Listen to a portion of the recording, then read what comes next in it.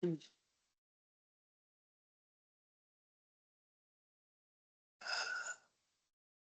pasa?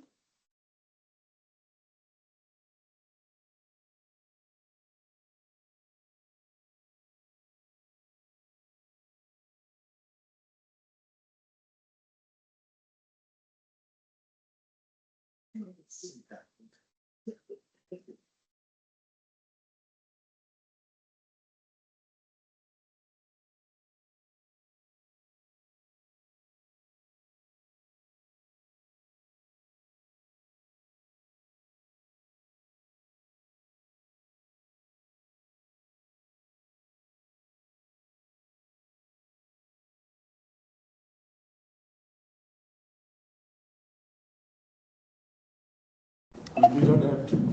Colleagues, if we disappear for a while, we are just changing venue here, but you are welcome to stay online. And I will start up and tune in a while. Okay. So there's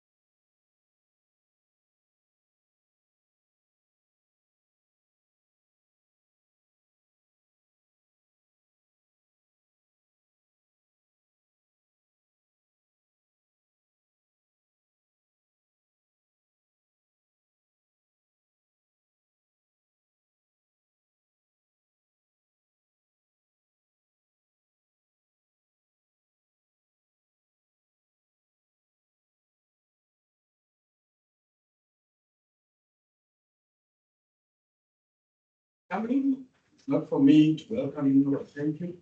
I must just say, Louis, friends, colleagues, and students, some time ago, decided to embark into a project to honor their beloved friend, teacher, colleague.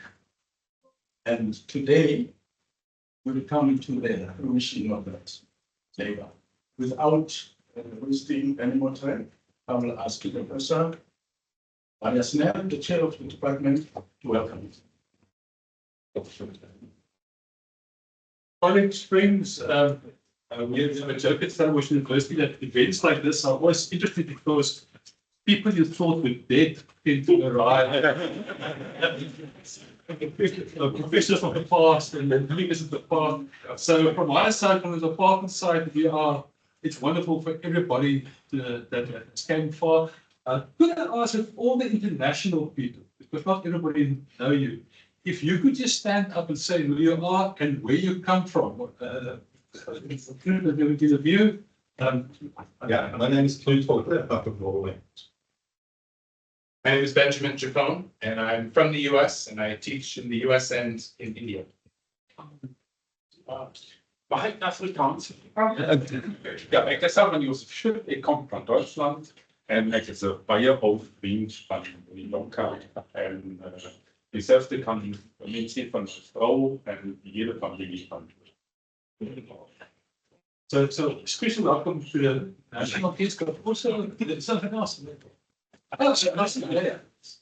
My name is Marta. I come from Norway. Anybody else that could have speak?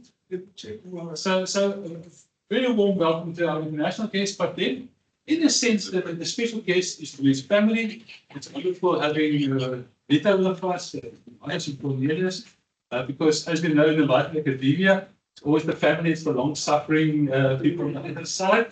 So it's wonderful that you could join us this afternoon. So colleagues, what was about? That's at the back now, and it's Festskriften, plural.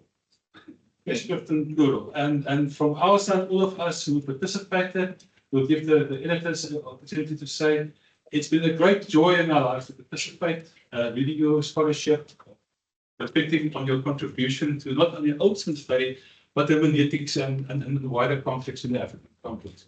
So receive this as a gift from all your friends, those present and those absent, and as an acknowledgement of the tremendous contribution you've made to our field. So may this be a day of remembrance, celebration, and of joy.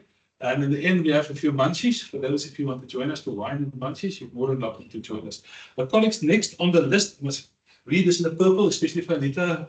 She chose the purple. Full of their favorites.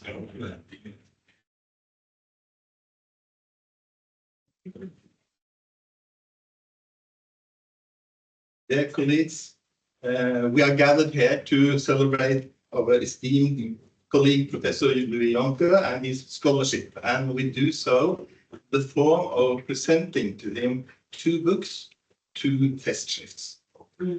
One is entitled Multi-Leveled Identity Negotiation in the Second Temple Period, Essays in Honor of Louis C. Jonker. The book is published today by Mor Siebeck Verlag in Tübingen, Germany, in their research series Fortungen zum Alten Testament. And it is edited by Angelica Berlejong and Benjamin Ipon. The other book is entitled Living in Different Worlds Simultaneously, Essays on Biblical Hermeneutics in Celebration of Louis C. Jonker.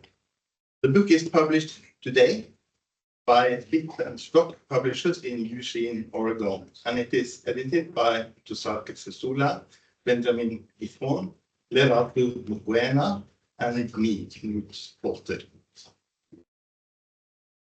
It is an irony of fate that we need two books to celebrate the scholarship of Professor Louis Jonker. One with a historical, exegetical, and hermeneutical focus, circling around biblical texts from the Persian epoch, 6th to 4th centuries BC, and another with a contextual hermeneutical focus, circling around African and other interpretive contexts. It's an irony of fate that we need two books, not in the sense of the number of pages of the books.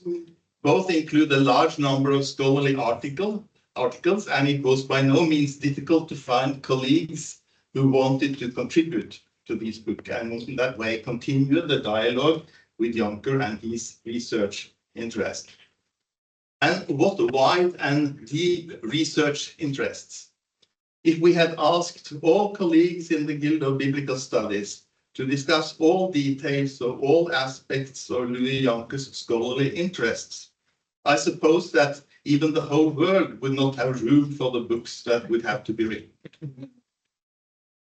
So when I say that's an irony of fate, that we need 2 books to celebrate the scholarship of Louis Janke, it has nothing to do with the number of pages and the size of the 2 books.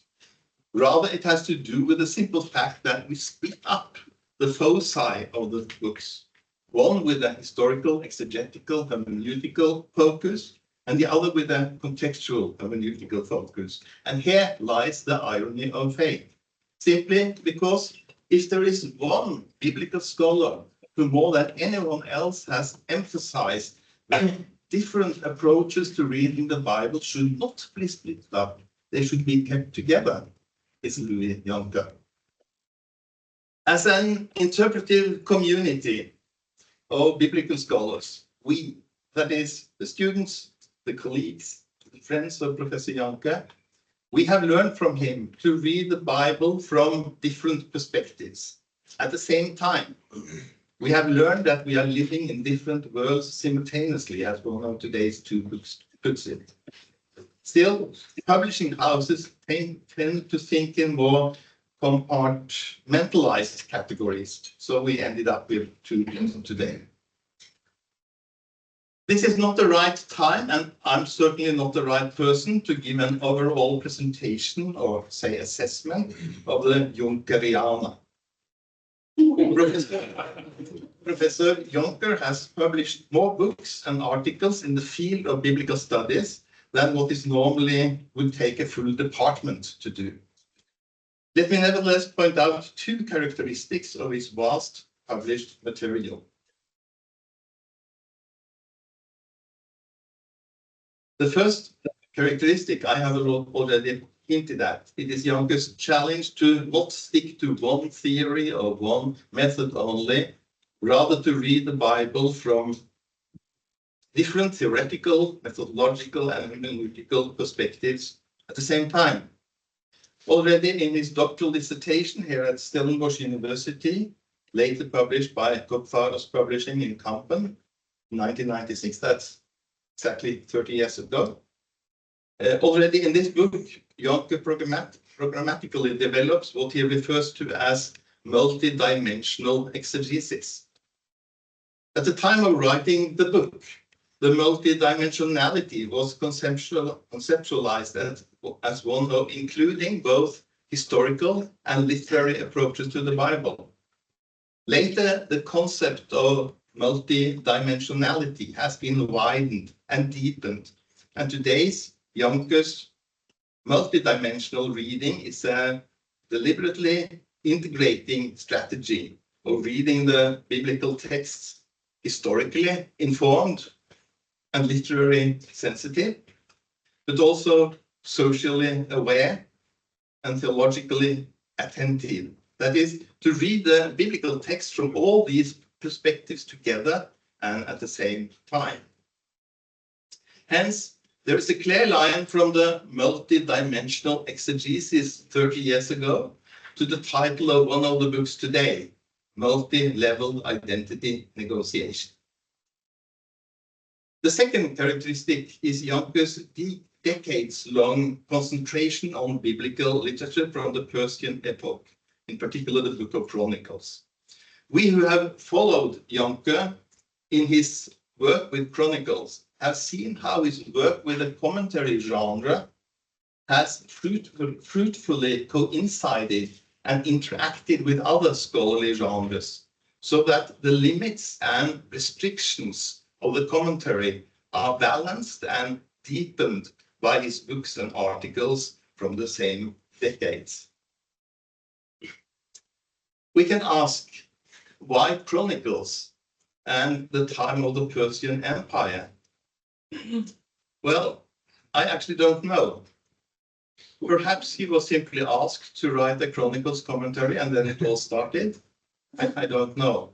Still, I tend to think that Chronicles is almost tailor-made for his widened and deepened multidimensionality. Chronicles is historical in that it retells Israel's past, Further, it is literary in that it presents a highly selective, structured narrative. Also, it is ideological in that it circles around priestly, Jerusalem-centered and Davidic concerns. Then it is theological in that it reimagines God after the Babylonian exile. And finally, it's mnemonic in that it reshapes a collective memory. So, Professor Janbjørn, Louis, what a privilege it is to have your voice as a leading voice in the international field of biblical studies. We who honor you and your scholarship today are honored by being part of your scholarly context. Nevertheless, even on a day like this, a day of giving thanks, a day of celebration, we need memento mori. And let it be in the words of Rabban Yochanan ben Zakkai in Pirkei Avot, chapter 2, who says it like this. Im lamantha Torah harbe al tarazik tova le atzmach ti lechach notzarta. That is, if you have learned much Torah, do not take credit for yourself. It is for this that you were created. Many thanks and congratulations to you.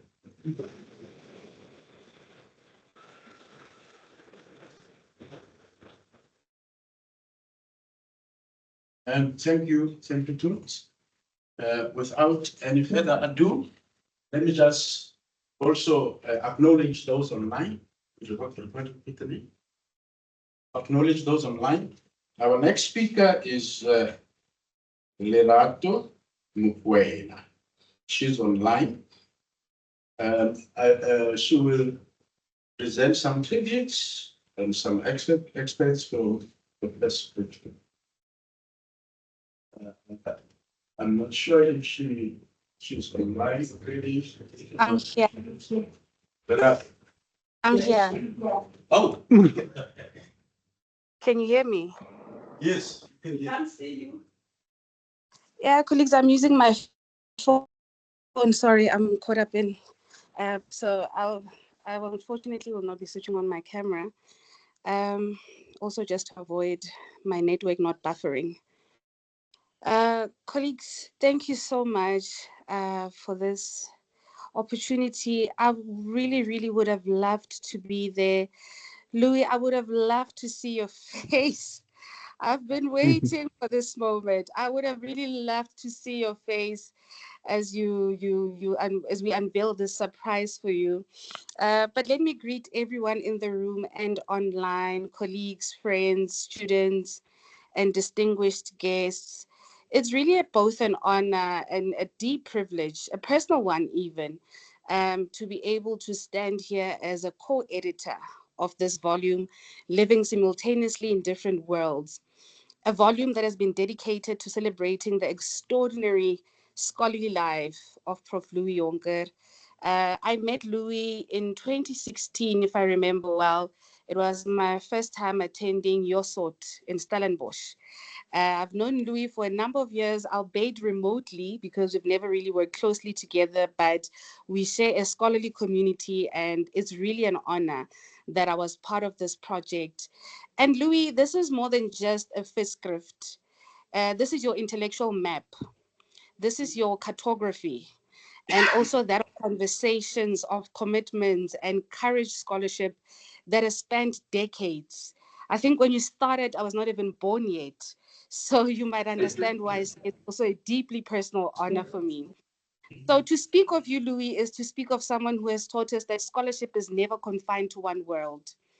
And I think when we're thinking around the title, we realized that we all inhabit the world of the ancient text and the contemporary reader, the world of critical methods and confessional commitments, and that the academy and the public square and memory and imagination, tradition and transformation both coexist next to each other. So, Louis, you not only navigated these worlds, but you have also shown us how to live in them simultaneously. Your work in Old Testament studies has consistently demonstrated that texts are not frozen relics. They are living witnesses shaped by communities negotiating identity, power, trauma, and hope. In many ways, the theme of this volume mirrors your lifelong research trajectory, how communities construct meaning while standing between past inheritances and present realities. But beyond the publications, citations, and academic milestones, there's something even more enduring, which is your formation. So you, Louis, you have formed scholars, you have formed questions, and you have also formed the intellectual courage.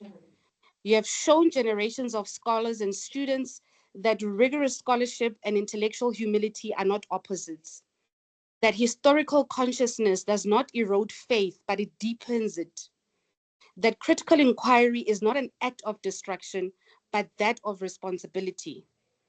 To live simultaneously in different worlds requires discipline, it requires empathy, it requires the refusal to collapse complexity into convenience. In our fractured global moment where polarization tempts us to choose one world over the other, your scholarly posture is not only academically significant, but it is also ethically urgent.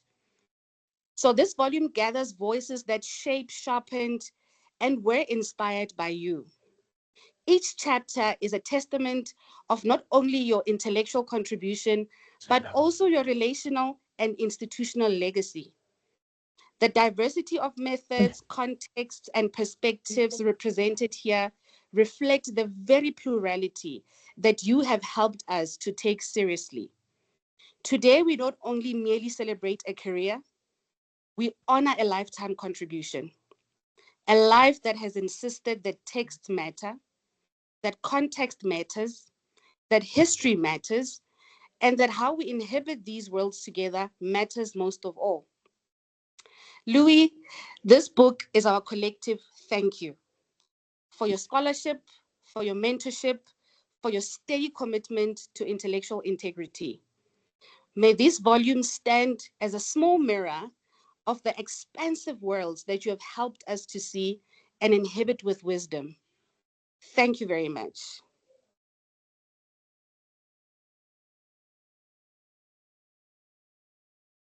Thank you, Leonardo. See, Angelika. First, Angelika is not happy sitting of allowing her to talk, and then Benjamin yes to participate. So, Angelika, I'm going to hand over to say a few words.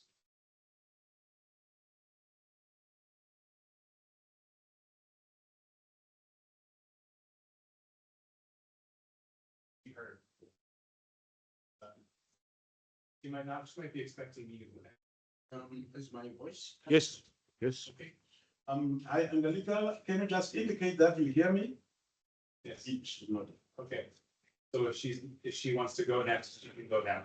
Yeah, she can go and then you Just mute yourself. How to Yeah, you can just unmute yourself.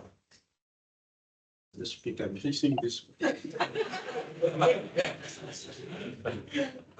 Old school.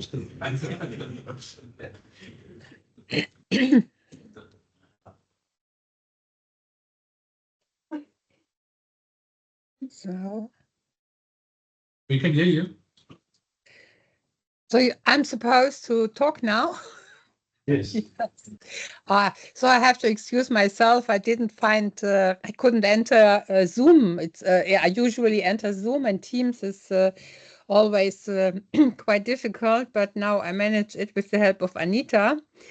Yes, it's my beautiful honor to talk today, to say something about my wonderful friend Louis Jonker, who is real, in German we say Weltenbürger, so somebody who is really a citizen of the world, who is very local. He is housed and his family is in Stellenbosch and his faculty, of course, as well. And he's working abroad in a lot of different countries. If you would map his activities, you would go even to the very north, where it's quite dark in the summer, and to the very south, where he's living in South Africa. And this is quite wonderful, he's very often in Germany.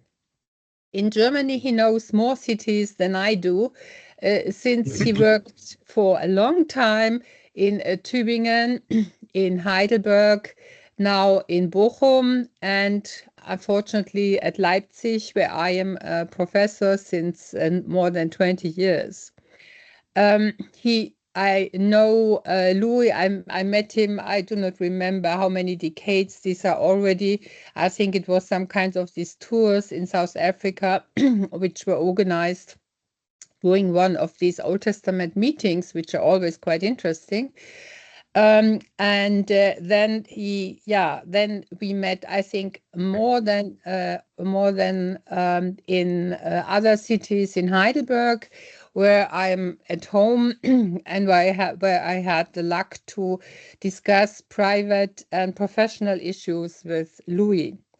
He is a very, very loyal and interesting, inspiring friend and colleague for sure. And I would really miss his regular travels to Germany, since I'm really counting with meeting him each year to discuss professional things about Old Testament, cultural studies, ancient Near Eastern studies. When we are talking about Persia, he is the one who knows better than I ever would. And then we even had the pleasure, my husband and I, to spend some holiday days with him and Anita. And we still hope that we can continue this tradition this year then in Saxonia and other areas in Germany and for the next decades as well. So it was a wonderful idea to prepare an Old Testament Festschrift for Louis, and this Old Testament Festschrift is edited by Benjamin and Benjamin and me. I think this is a very special thing, to edit a book when you never meet. We have never met. We were only connected digitally. He was in different countries and then in the United States.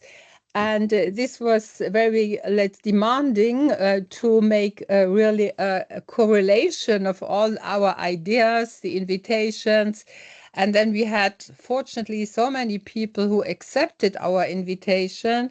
And I think we can say that we are indebted to Ehud Ben-Zvi, who was so nice to proofread and to peer review a lot of the articles, so that we were, in fact, always supported by other people who were also not meeting us face by face. I see you, Ehud, here on digitally in your beautiful garden, which I do not know where you are actually now, but it looks warmer than it's actually now in Germany, where we are just in winter still. We had also some support from my Hiwis, as we call them, the job students in English, who made the indices, the index, which was a very demanding task because we have so different manuscripts, as you will see, and they did, I think, a really good job. And then Benji usually share that view that we had the ongoing support from the Mohr Siebeck Publishing House and Konrad Schmid, who was extremely quick in accepting the project of a Festschrift for Louis Jonker, of contributing himself, and of always giving a green light. So he was totally uncomplicated. And if you are working together with colleagues in academy, I think you can surely appreciate how wonderful it is to find individuals who are always supporting and give you a green light, and do not try to find a problem here and there and even more over there. So all these complicated things which you can raise, but Konrad never did. And so we had a very wonderful procedure, and I think a very smooth procedure of producing this book. I'm so happy that the airlines on Earth from Norway and from Germany managed to bring the books to South Africa. It was it was a challenge since Notsake and Anita wrote to me that the South African post is not really working and not reliable. And so we had different ideas about how can we get the books to South Africa for today. And I thank you, Knut Holter, who offered to become a messenger of the book, since we thought that within the European Union it would be easier to bring the book to Norway and from Norway then in person to South Africa. And to be on the super safe side, I posted also a book to Notsake to South Africa directly, and I got in this morning I got his email that he received it.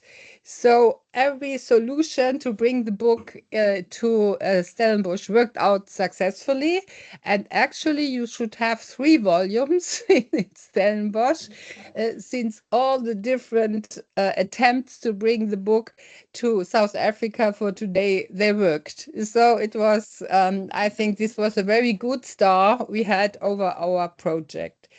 So I think you will be happy to see what we did, and with that we can really hand it over in paper now and not as a PDF. This was our nightmare, that it would only be a PDF. But now it's a book. And I think I give the word to Benji, who has now the pleasure to hand over a real manifest printed version of the book to our beloved Louis. Thank you.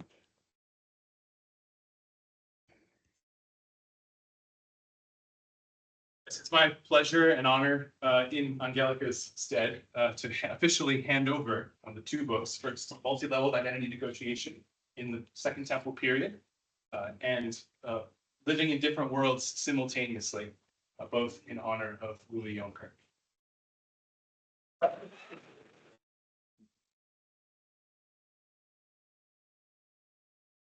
I have a few words to say.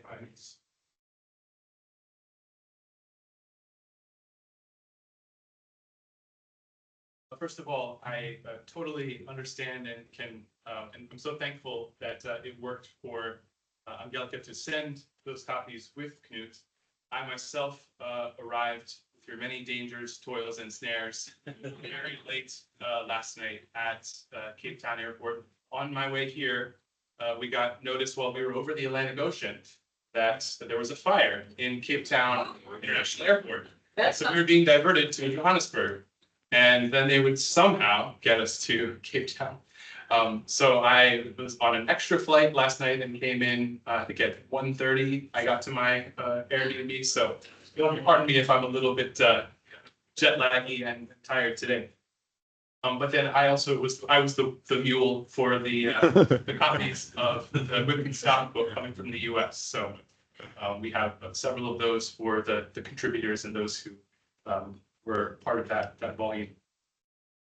I've known Louis for I think 16 years now.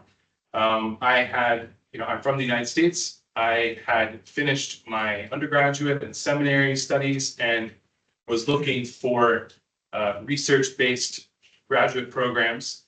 And 2 of my professors from seminary had done their doctoral studies at Stellenbosch. And so I was looking into it and contacted the faculty just to see if this could even work.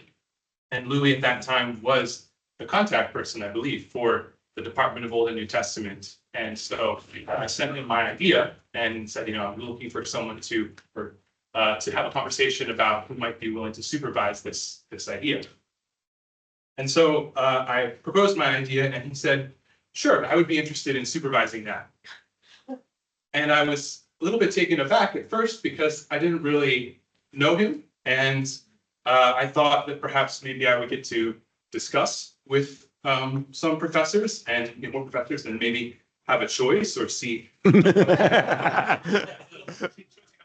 And I was wondering basically if there was a need for me to, or if there was a way I could think of a tactful way of saying, well, thank you, but can I, ask around a little bit? And in the end, I just decided to go to accept his acceptance as a good sign and to work with Louis. And I think that goes to my personality as the sort of person who's not afraid to just go with the first option if it's a good option. Thankfully, I did not marry the first girl that I dated. But years later, when my eventual wife and I bought our first house, we did end up buying the first house that we looked at.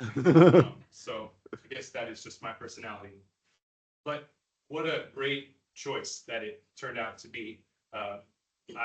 Not me choosing Louis, but Louis choosing me.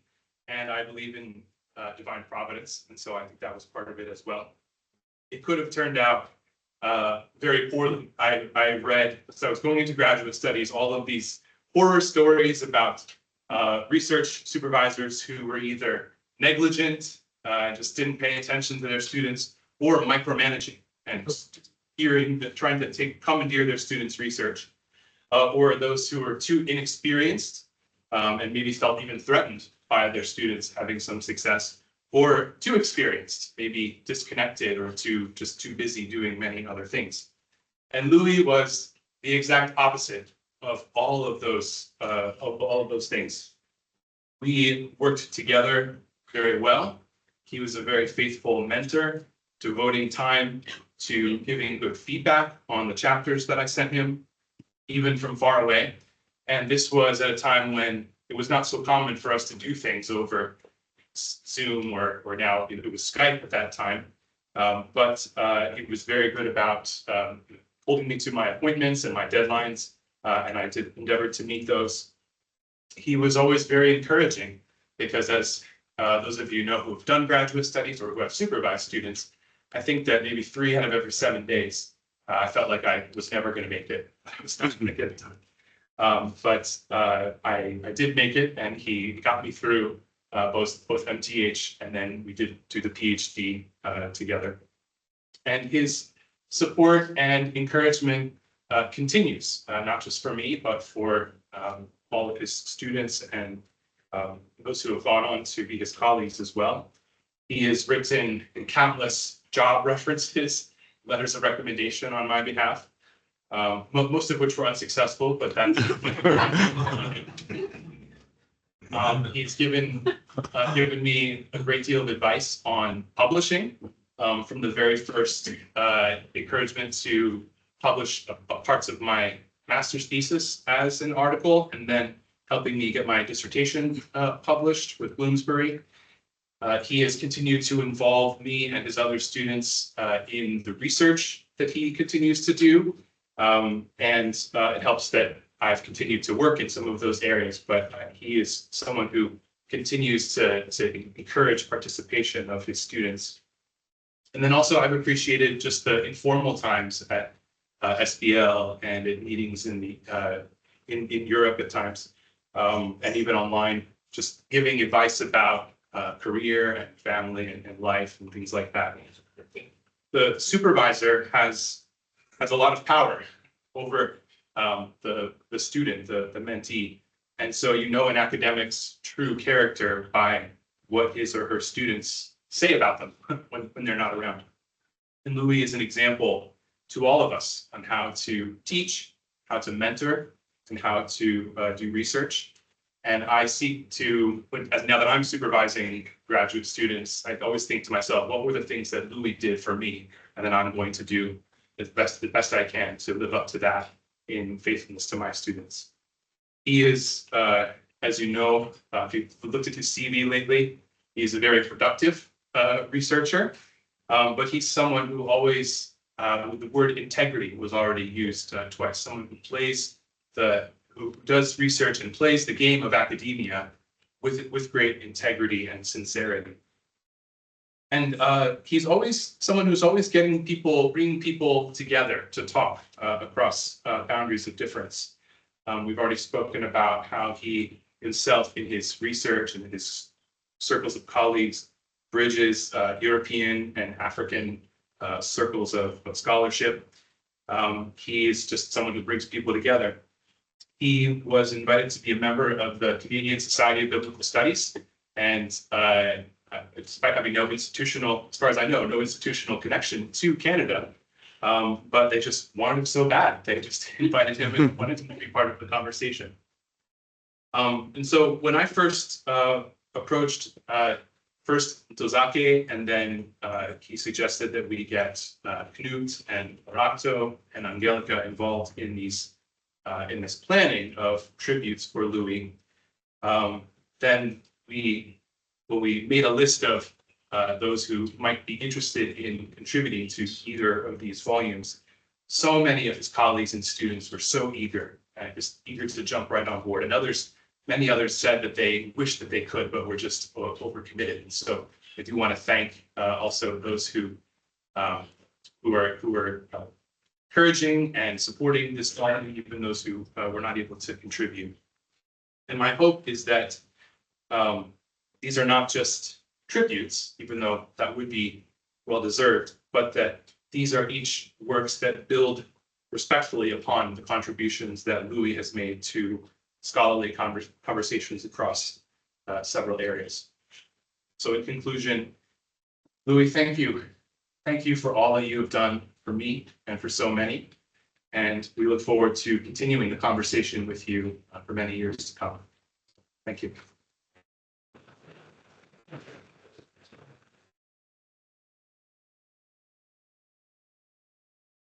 Thank you, Bench. I think it's now time, Louis, to respond.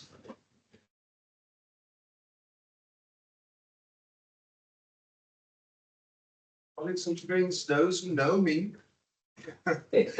will Sadly. know that one of my daughters-in-law and many others have diagnosed me as OCD. That means I can't even remember what it means, but it means that when you have a program, you stick to the program. Now, today we had a program with Knut. I'm sure that we are not going to pay you anything for this. We're supposed to deliver a lecture. I wrote to Knut yesterday, or was it this morning, and I asked him, are you going to make use of a PowerPoint? And he said, no, I'm going to rely on the word alone. Now, him being a Norwegian Lutheran, I said, well, I think we've made some impact to the more reformed side. Thank you very much. The other speakers in Tozaki, I mean, you've been a friend.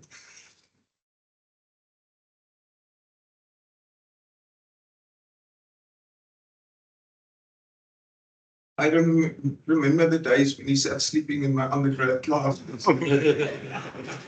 He sat sleeping there, and I asked him one day why. He said, well, during nighttime, he's a security guard at the residences to earn some money to study.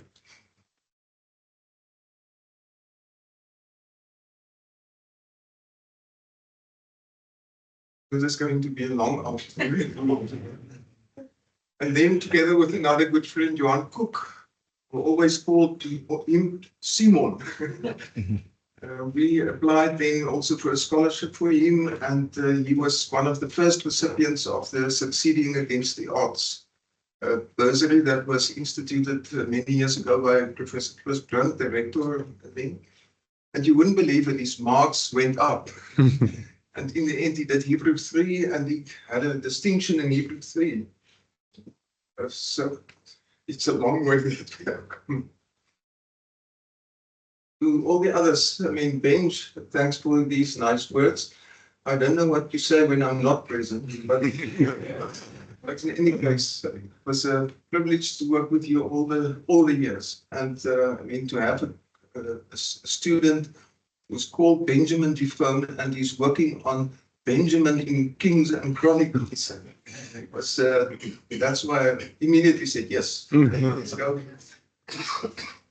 Angelica, I see you online. I see that you have lost your previous 5 sets of glasses because this is a new one. Angelica always loses her glasses and then she has a whole set. But this is a new one, so I'm sure that you lost all the others. Angelica. Yes, it's true. I remember 2014.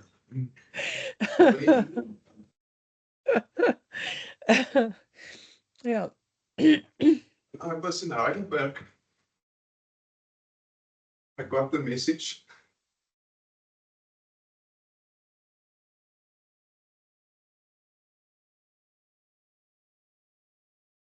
I got the message from Anita that our youngest son was diagnosed with cancer.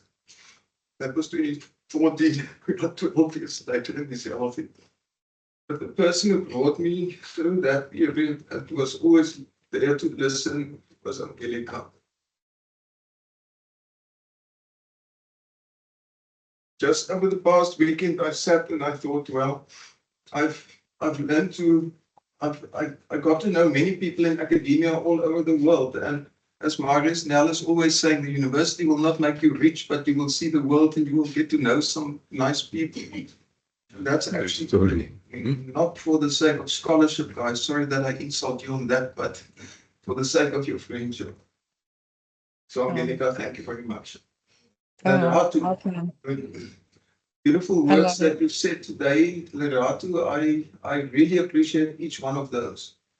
I appreciate also some of the informal discussions that we've had also in the past. It was really for me also something special to hear your voice today and to see your involvement in this publication.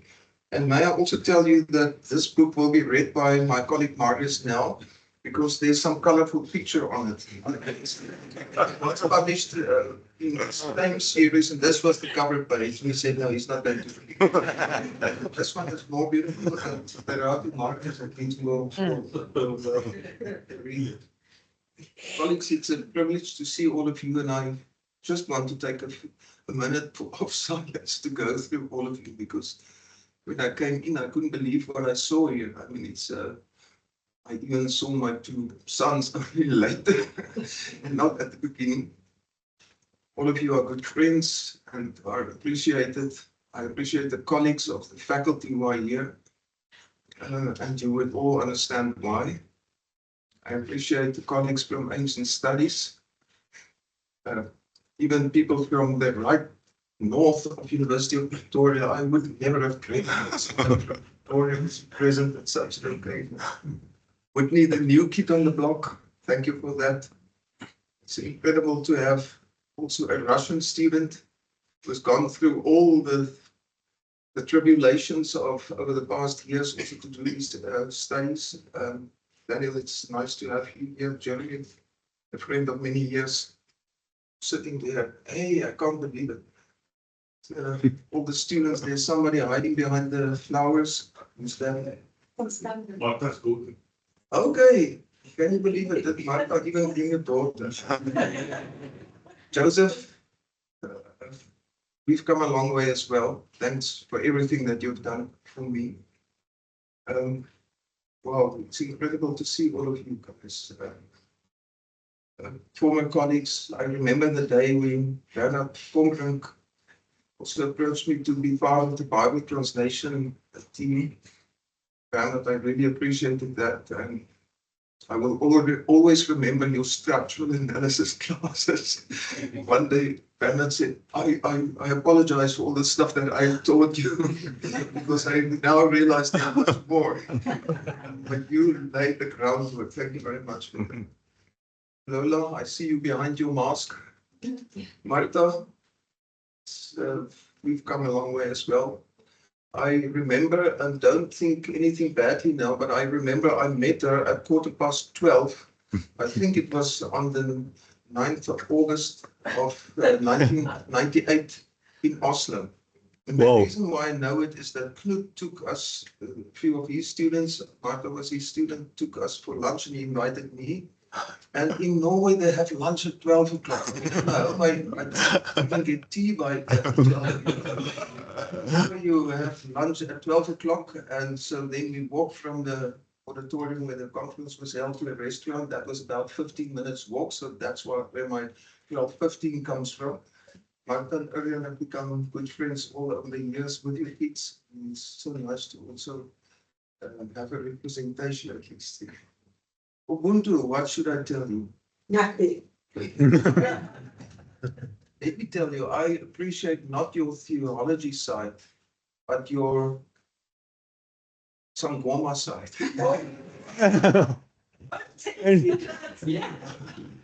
I appreciate all the conversations that we have had also on WhatsApp. It's great to know you and also to see your courage. Anita, Johannes, Cornelius, I will speak to you later. Barely, I've got to know Barely many years ago, also 1998 in Stavanger, when Knut kindly invited me to come with him to his home. And I remember that barely spoke a word to me. And I think it's because she was thinking that this guy is simply one of those academics who will speak about work with her husband. But now you should hear her. She's telling the most beautiful jokes. She's always taking life so lightly. She's the one keeping Knut on the road. So it's very nice to have you. Herman Joseph and Hildegard, I was an assistant, student assistant, I think in my honors year or something like that, in the Department of Semitic Languages. And this strange guy from Germany came and he sat in front of the computers, the very first computers on campus, and he analyzed the Septuagint electronically, and everything had to be taken from magnetic tapes and so on. My computer son would appreciate this part. I thought, this guy is totally crazy.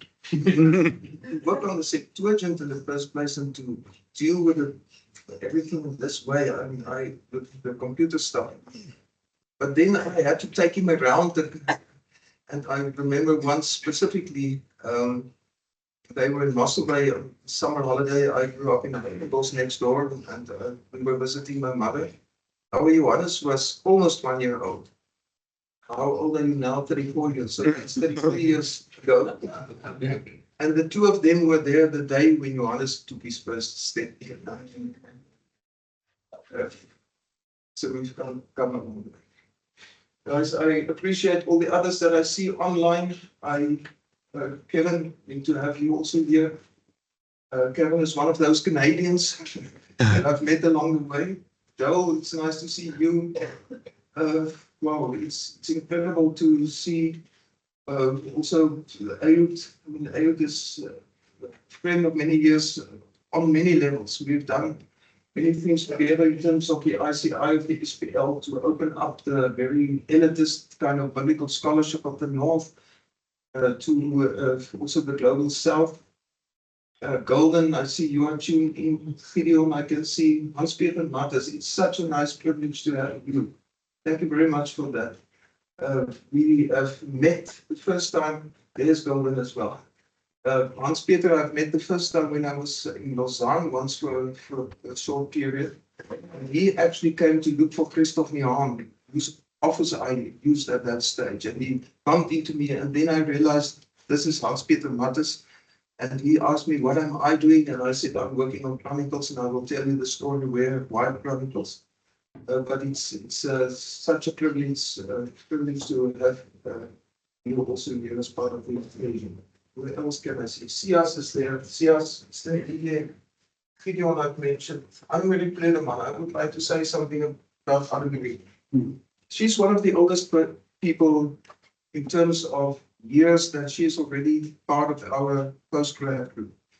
Anne-Marie has an interest in the Old Testament like nobody else. She's a Lutheran, and she is somebody who has a German background.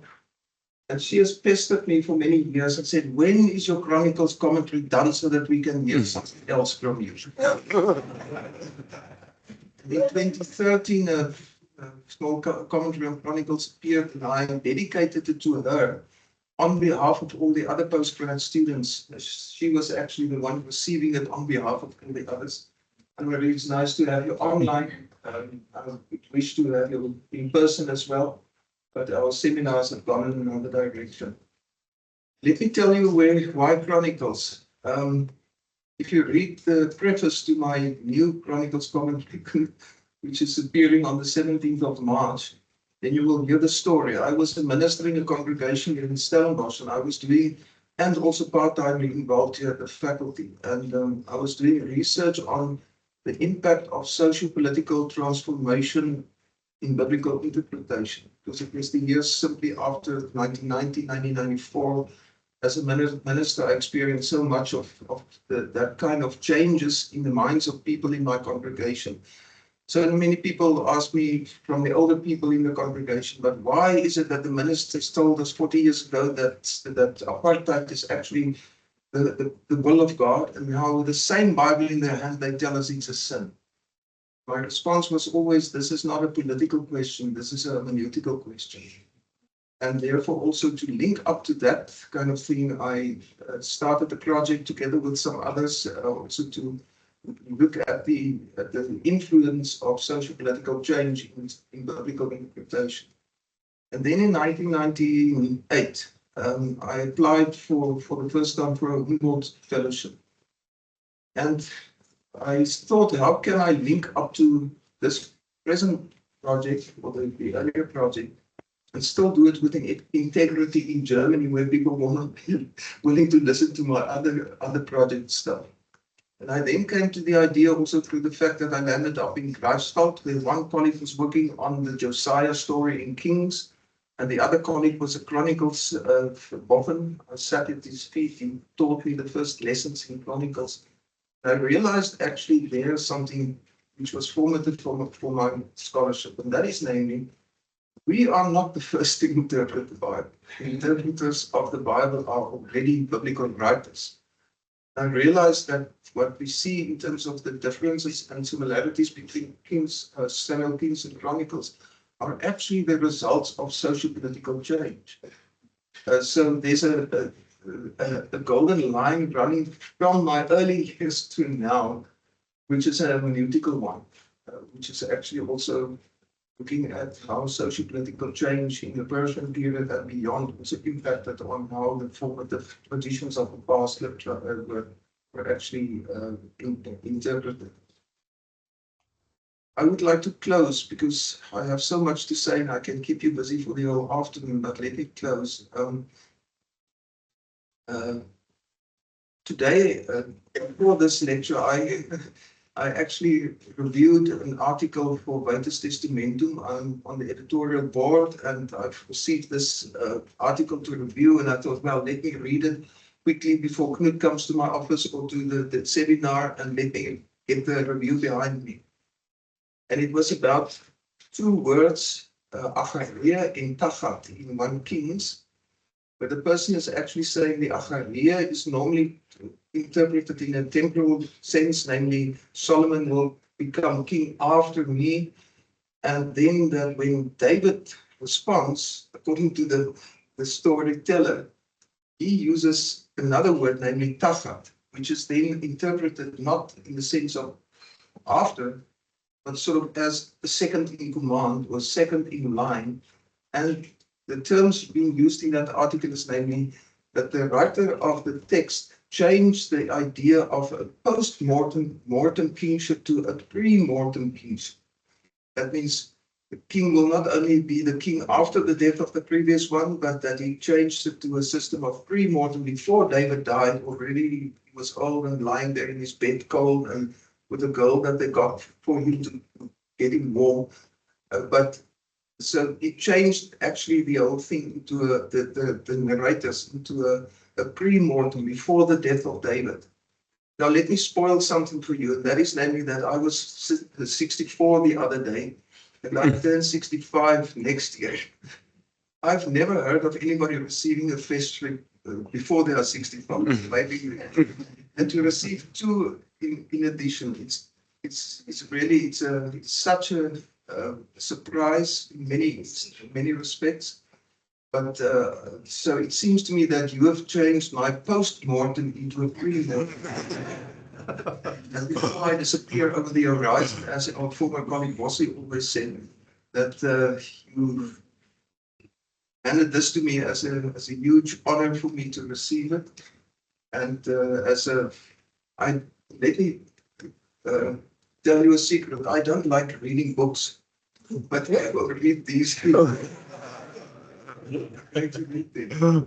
Alex, thank you very much, and thank you for all your preparations. And I really appreciate each and every one of you sitting here, as well as each and everyone online.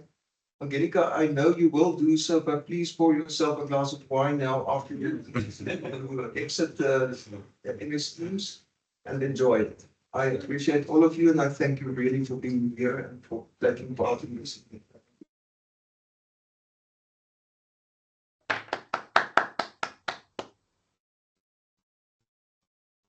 Thank you, Louis, for such interesting words. I must also indicate that you impacted me big time with Professor Cook. You have contributed a lot into making me who I am now. And on a personal note, you know my mother, you know my sisters, you've been to that home in Stainsburg, and you saw my family, you saw the house where I live in. That's very personal, and I appreciate that. Now, ladies and gentlemen, I think it's time now to mingle and talk. If we go out through this door, you will see there are tables there.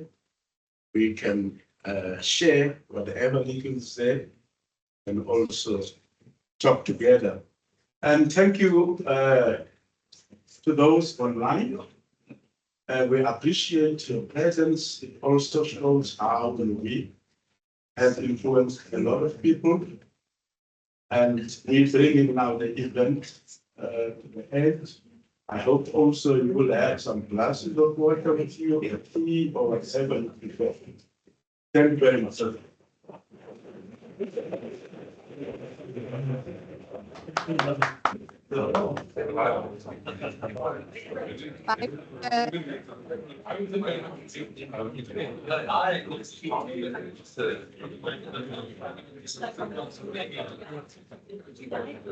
Bye.